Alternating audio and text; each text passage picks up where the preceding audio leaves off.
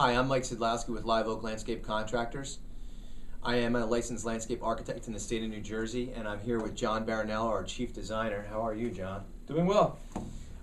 Today, we wanted to talk about one of our segments of design process, sometimes the most difficult aspect of our design process, and that would be material selection.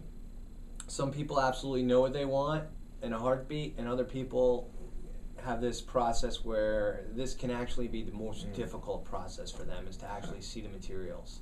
Yes, indeed. Why don't you take us through that a little bit, John? Well, choosing the materials on the project is a very important thing. Whether you do, let's say we get a final design together and we're going out to build it, whether we build it out of one material or another, it can be a completely different looking project. And the scary thing about materials is that we start doing something and for whatever reason, they don't like the material, they don't like the way it's shaping up, and we've been in that situation before. Yeah, that's never fun. And it's not hard to get into that situation, which is why we've, over the years, perfected what we like to just call material selection. And one of the key things that we need to do up front is bring the material, I like to bring the material to the home so they can see it. Now, I'm specifically thinking right now about like a patio surface, maybe stone work, what the walls are going to be made of, what the patios are going to be made out of, things like that. Hardscape. And then this way they can see that material against the siding of the house. They can see it in their yard. It's a lot different than looking at a picture in a magazine. Yeah. Yeah, it's so important.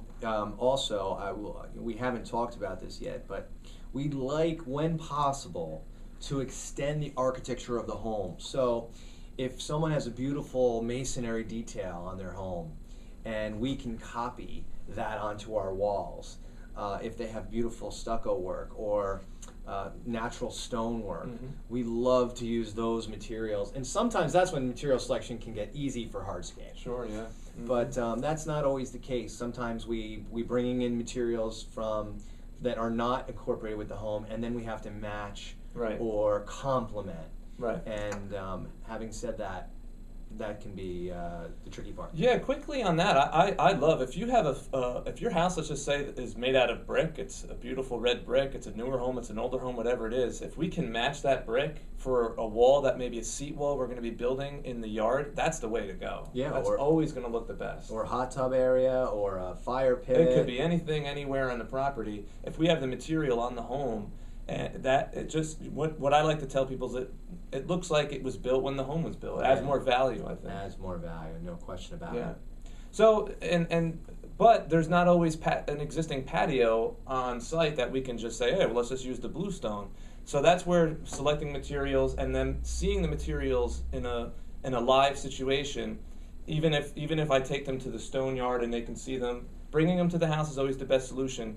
But having them select material and be comfortable with it is very important in the material selection process.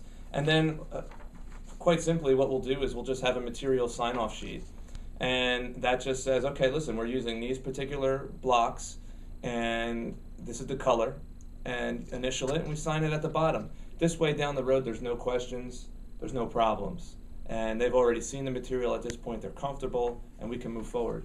Excellent, excellent. Let's do a word on plant material here. How do we handle that?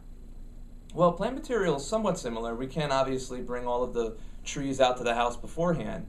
So it along with looking at photos, which is usually where we start, we will quite often invite the client to come to the nursery and walk around and actually look at the plant material, touch it, see it, smell it, so they can understand what's going to be in their property. Right.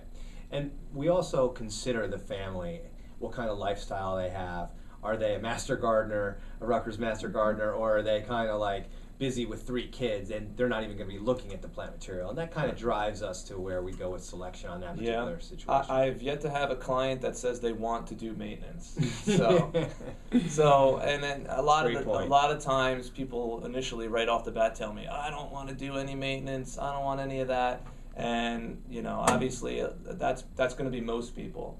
So over the years, I think that we've developed a pretty successful palette of plant materials that we know that are going to do well in their climate, look great 4 seasons of the year, and also be low maintenance. Right. And we get some of that information too in our site analysis. Yeah, exactly. Yeah, we do. Excellent. Thanks, John, for taking us through material selection. Sure. Appreciate it. Alrighty.